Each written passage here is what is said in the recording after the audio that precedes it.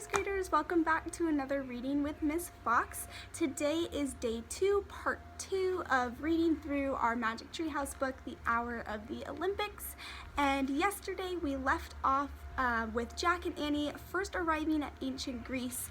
They got to see a very first play from ancient Greece, and they learned that women weren't really involved with plays back then. All the acting was done by men, which bummed out Annie because she's a girl and she thought that's not really fair because girls, if they want to be in plays, should be able to act as well. And then right at the end, right when we left them, they ran into somebody who wanted to know who they were, and Annie said, "Who are you?" So who did you guys think that they ran into? Was it one of the actors in the play? Was it one of the athletes in the Olympic Games that they were heading to? Or was it somebody completely different? We're going to continue today and see if your prediction was right. So we're going to start with chapter 3, The Secret Poet. The bearded man smiled at Annie. "My name is Plato," he said. "Plato?" said Jack. The name sounded familiar. "You may have heard of me," the man said. "I am a philosopher." "What's that mean?" said Annie.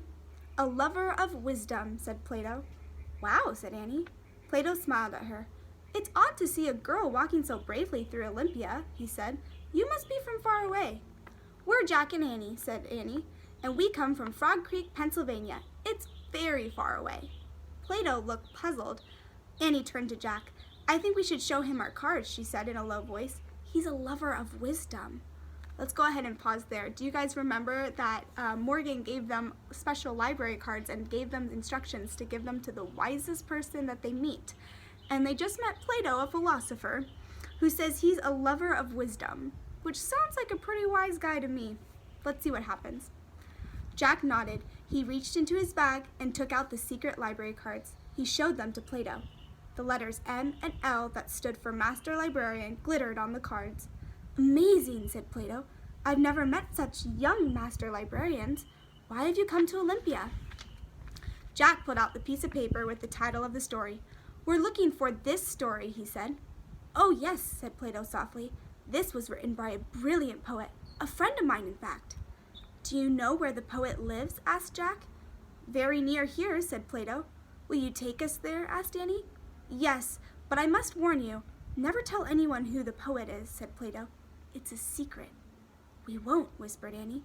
Plato led them away from the outdoor theater. And here you see Jack and Annie with Plato the philosopher. They started down a dirt road. It was crowded with people headed to the games. Plato stopped at the door of a sand-colored house with a brick roof. He opened the door and led Jack and Annie into an empty courtyard. "Wait here," he said. He disappeared through a doorway. Jack and Annie looked around. Rooms opened onto the sunny courtyard. Everything was quiet. "The people who live here must have gone to the games," said Annie. "I bet you're right," said Jack. He pulled out the Greek book and found a picture of a house. He read aloud. Men and women lived in separate parts of a Greek house. Women spent most of their time spinning and weaving and taking care of the kitchen. Boys were sent away to school when they were 7. Girls were not allowed to go to school. "Girls can't go to school?" said Annie. "How do they learn to read and write?" At that moment, Plato returned. With him was a young woman dressed in a long tunic with a colored border. She was holding a scroll. Annie smiled, a big smile. "Finally," she said, "another girl." "Jack and Annie, meet our secret poet," said Plato. Chapter 4. The young woman smiled at Jack and Annie. "How did you learn to read and write?" Annie asked. "I taught myself," the woman answered. "She wrote a poem and brought it to me," said Plato, "because I have written and told people that I think Greek girls should go to school and learn things."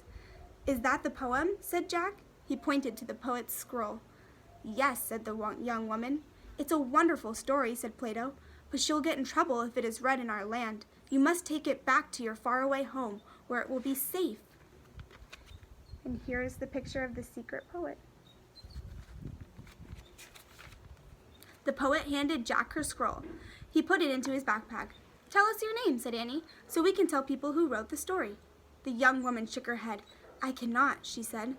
When she saw Annie's sad face, she added, "You can tell people it was written by Anonymous." "That's your name?" asked Annie. No, anonymous means that no one knows who wrote it, said Plato. But that's not true, said Annie. I'm afraid the risk is too great, said Plato. Annie looked back at the woman. I'm sorry, said Annie. It's not fair, not at all. The poet smiled at her. I am happy that you will take my story to your country, she said. Perhaps someday women everywhere will write books just like men. They will, said Jack. I promise. The young woman looked at him puzzled. It's true, said Annie. Thank you, Annie, the young woman said, and thank you, Jack. She bowed and then hurried out of the courtyard. Wait, said Annie. She started to go after the poet, but Plato stopped her. Come along, he said. The games will start soon. Plato then led Jack and Annie out of the Greek house back onto the dirt road. Girls can't write stories, grumbled Annie. They can't go to school. They can't be in plays. I've had enough of ancient Greece. Let's get out of here. Wait, said Jack. What about the Olympics? Oh yeah, said Annie. Her eyes got brighter. I almost forgot. Well, said Plato slowly, I would like to take you both to the games. I have special seats in the viewing box. However, he looked at Annie. Don't tell me, she said. Girls can't go to the Olympics either. Plato shook his head. A girl will get in terrible trouble if she goes to the games, he said. Annie sighed. It's really not fair, she said. I'm sorry, said Plato. My country is a democracy. We believe in freedom for our citizens. But I'm afraid right now that only means for men. Annie's right. It's not fair, said Jack. I think we should go home now. No, Jack. You go to the Olympics, said Annie. At least you can tell me about it. Take notes. What about you? Jack said. I'll go to that play the outdoor theater, Annie said. Meet me there when you're done. Jack didn't want to leave Annie alone, but he also didn't want to miss the Olympics. Go, have fun, Annie said. She began walking away. I'll see you later. Bye, Pluto. Plato. Bye, Annie, said Plato. Annie turned back again and waved. I'll tell you all about it, Jack called. This way, said Plato. And he and Jack turned and joined the crowd heading toward the Olympic grounds. And that is where we're going to end today. Man, so things keep getting worse and worse for women, it looks like, in ancient Greece. Now, not only are they not allowed to be in plays, but they're also not even allowed to go to the Olympic Games or read or write stories like men can. It's a really great thing that they ran into the poet so that they can share her poem, but it is a bummer that we don't know her name. But we can always tag on anonymous if we don't know the name of something, which is what we still do today. So I wonder what's going to happen when Annie goes to the theater and Jack goes to the very first Olympic Games. I do think it was super nice of Annie to allow Jack to go to the games, even though she couldn't go herself, because she knew how important the Olympics were to Jack. So I hope that Jack is able to experience it, and I'm sure we'll learn a little bit more about what games go on at the very first Olympics tomorrow when we continue our story. But right now, it's time to continue our at-home Olympics with today's challenge, which is excellent.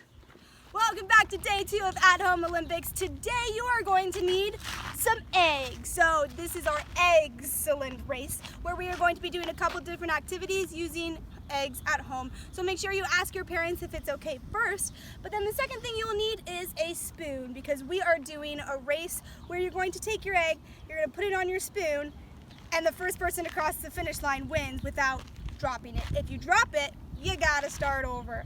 All right, are you ready, Miss Crawford? I am so ready. Let's do it. Go.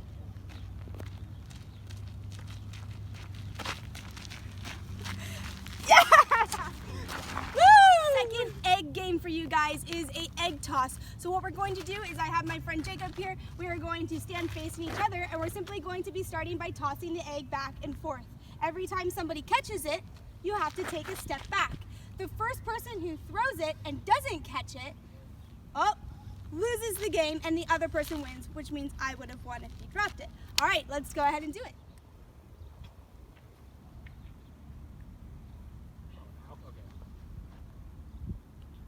Oh, I guess it should be like that.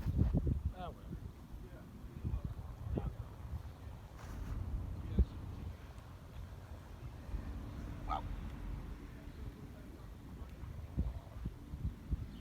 I got scared.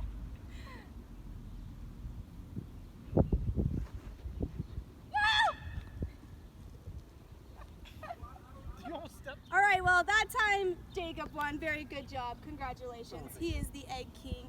Although you guys can go ahead and do multiple different rounds of this at your home, so you can play it a lot or a little, it depends. But I want to know who's the Egg King or Queen at your house. Go ahead and comment down below who won day 2 of At Home Olympics. All right, we'll see you guys again tomorrow for another day of At Home Olympics. Bye.